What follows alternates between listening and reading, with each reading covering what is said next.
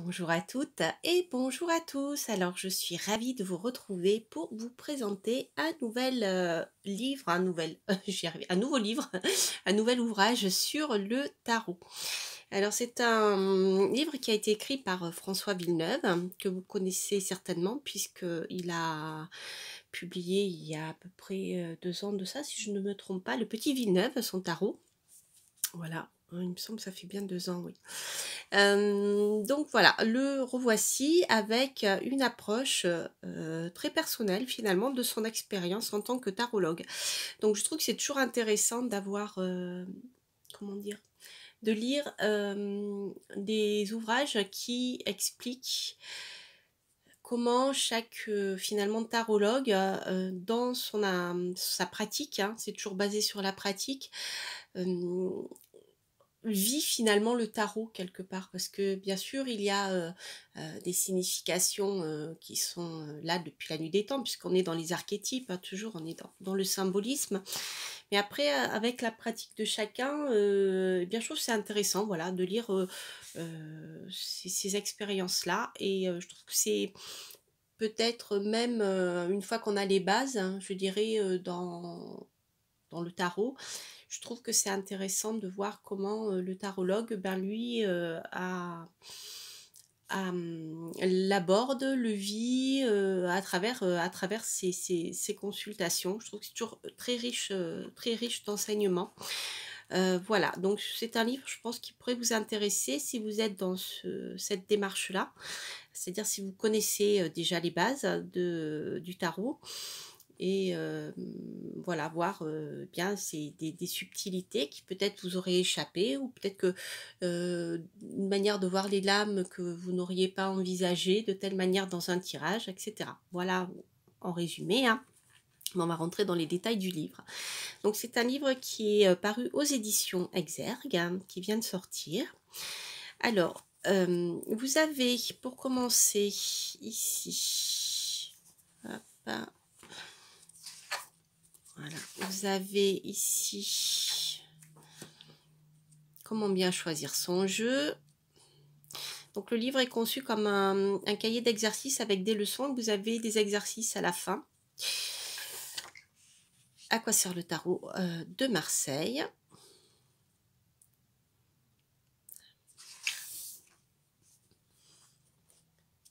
Voilà. Comment interroger le tarot? Vous voyez, c'est très pratique, etc. Alors, vous avez un certain nombre de leçons comme ça. Les arcanes majeures, les arcanes mineures, etc., etc. Chaque fois, vous avez un petit encart où l'auteur parle de son astuce. Voilà.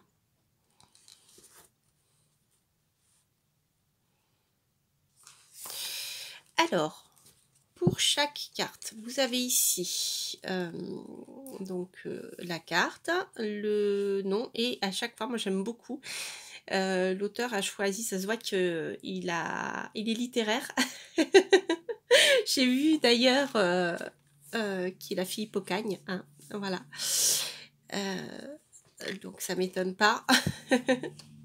Donc j'aime beaucoup les citations, voilà. Donc là vous avez une citation par carte. Ici nous avons Nelson Mandela. Je ne perds jamais, soit je gagne, soit j'apprends. Voilà. Donc vous avez en introduction comment lui voit l'auteur voit le tarot de Marseille classique. Ensuite, comment la signification, mais c'est toujours, je dirais, à travers son, son ressenti personnel, hein.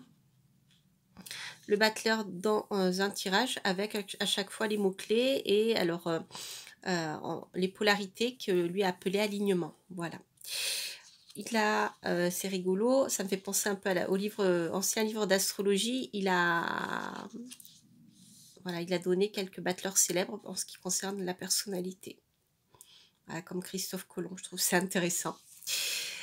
Voilà, donc la même chose pour la papesse, Léonard de Vinci, qui dit « La sagesse est fille de l'expérience ». La papesse dans un tirage, les papesses célèbres, etc. Donc voilà, toujours construit de la même manière. Donc vous avez une présentation de chaque arcane. Donc je ne vais pas tous les faire parce que sinon ça serait trop long. Ensuite vous avez les arcanes mineures pour la partie 2 avec le résumé du rapport entre par exemple les bâtons et les éléments. Les bâtons le feu, les épées pour l'air, les coupes pour l'eau, les deniers pour l'élémentaire, les cartes de cours et les numéros. Donc vous avez la suite de bâtons avec ce qu'ils représentent au niveau du feu, hein, la création, la vie, etc.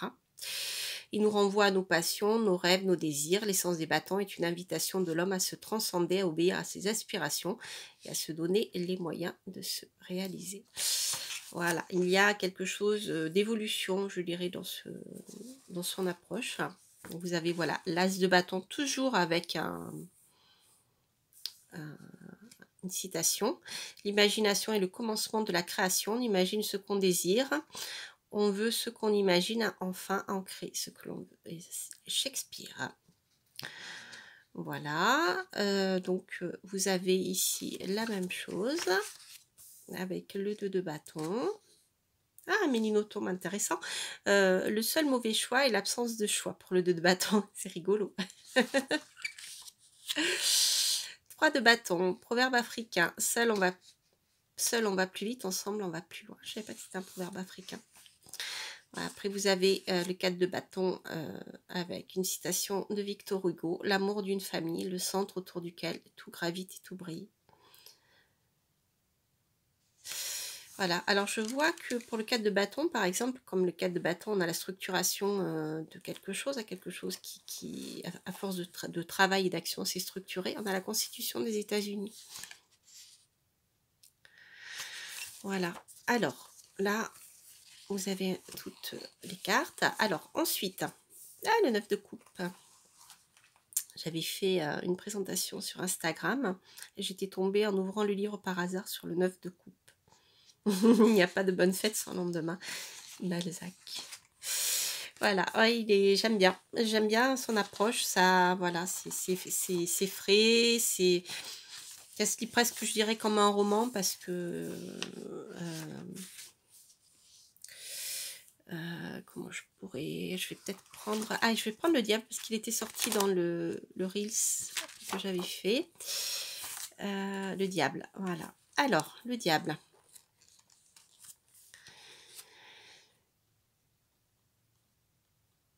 Non, c'est pas là que j'aurai des informations. Alors là, il a mis quelques associations, justement. Je ne sais plus. J'aurais dû le noter parce que j'avais vu quelque chose de très intéressant sur son expérience. Voilà. Bon, bah, c'est pas grave. Hein. Je voulais vous le montrer, mais je ne sais plus où il est. Alors, donc ici, nous avons à la fin l'auteur. Donc, comme je vous disais, il avait fait Hippocagne, Sciences Po, du droit. Voilà, nous avons tous les...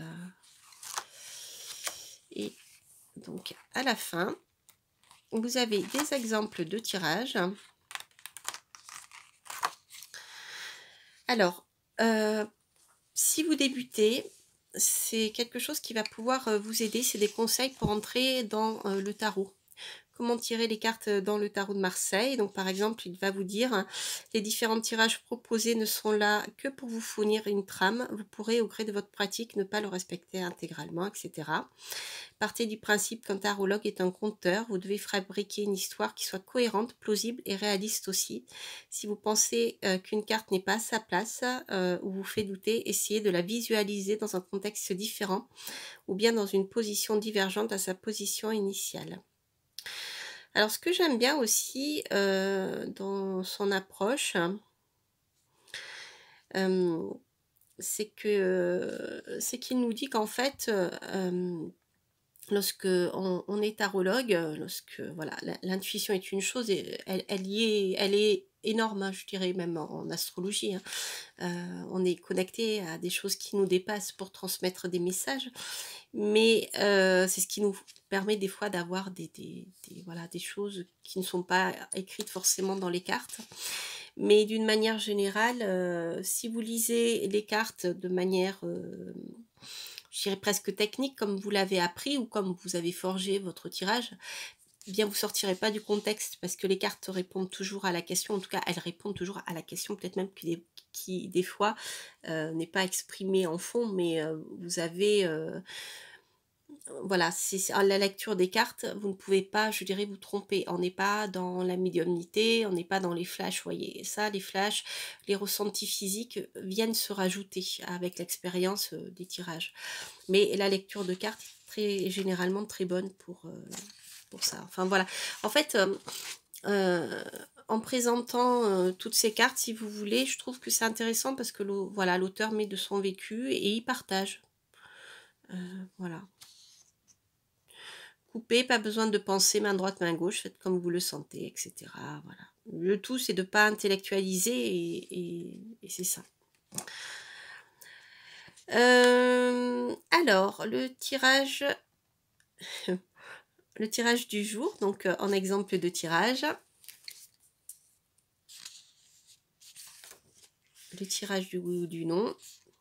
Et là, dans ce tirage du oui ou du non, il se base sur la polarité des lames. Donc vous voyez, hein, je dirais chaque tarologue a ses techniques.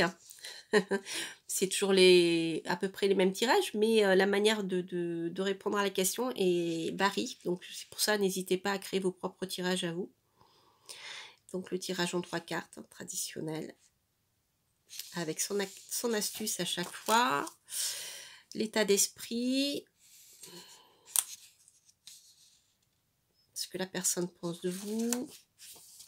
Le tirage en croix, alors, avec son abord, sa vision à lui, mais qui est proche de la traditionnelle. Hein. Et des traditionnels, il y en a plusieurs. Le tirage en 7 cartes. Alors là, il l'aborde avec le conseil à suivre. Voilà. Après le tirage de la roue astrologique. Voilà, ça vous la connaissez. Je l'utilise beaucoup quand je fais des guidances générales pour le mois, c'est pratique. Et ensuite, vous avez la partie 4 qui est intéressante aussi si vous débutez, si vous apprenez le tarot, ce sont les exercices. Voilà. Donc, vous avez des conseils, comment commencer avant de vous lancer auprès de personnes que vous ne connaissez pas, auprès des amis, etc.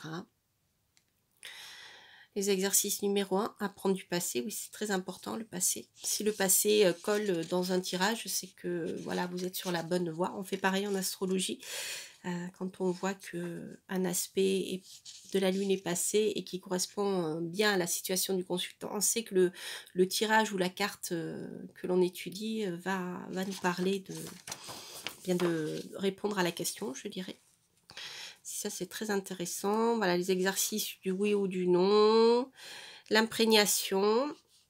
Voilà. Alors, ici, on est dans le fait de s'imprégner des cartes. Alors, certains tarologues conseillent de dormir avec une carte pendant plusieurs jours.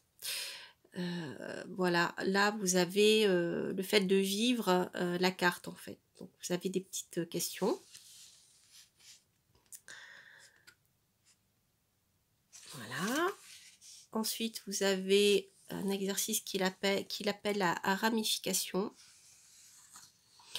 Essayez de voir en quoi certaines arcanes mineures ressemblent beaucoup aux arcanes majeures. C'est vrai que vous verrez, à force de le travailler, de travailler le tarot, on voit, hein, ça ressort, hein, ça transpire. Question-réponse, peut-on dater? Alors là, c'est son approche à lui pour dater. Donc avec les cartes froides comme l'épée, on aura plutôt quelque chose de lointain ou d'hiver. C'est intéressant, je trouve, comme approche. Les cartes chaudes, proches l'été. Les cartes neutres, les deniers automne. Et les cartes tièdes, type bâton, printemps. Donc, je dis ça, après c'est son approche à lui. Voilà. Donc c'est des questions, une approche pratique de l'histoire. Voilà, chers amis. Bien écoutez, moi j'ai bien aimé ce livre. Je trouve que c'est toujours intéressant d'avoir, voilà, le vécu, de l'auteur et puis j'aime bien ces petites citations, ça me parle beaucoup en tout cas. Voilà chers amis, bah, écoutez, j'espère que cette review vous aura plu. N'hésitez pas à partager, si vous avez aimé, le tarot, de François Villeneuve, Le Petit Villeneuve. Et bien voilà, ce livre pourrait vous intéresser puisque vous rentrez au cœur, de l'expérience personnelle du tarot de cet auteur. Voilà, aux éditions Exergue. Je vous embrasse, je vous dis à très très bientôt pour de prochaines reviews, des guidances, et puis plein d'autres petites choses encore pratiques, des petits cours aussi gratuits. Voilà, vous découvrirez plein de choses sur ma chaîne. Et je vous souhaite plein de belles choses et je vous dis à très très bientôt pour de prochaines aventures. Portez-vous bien. Bye bye.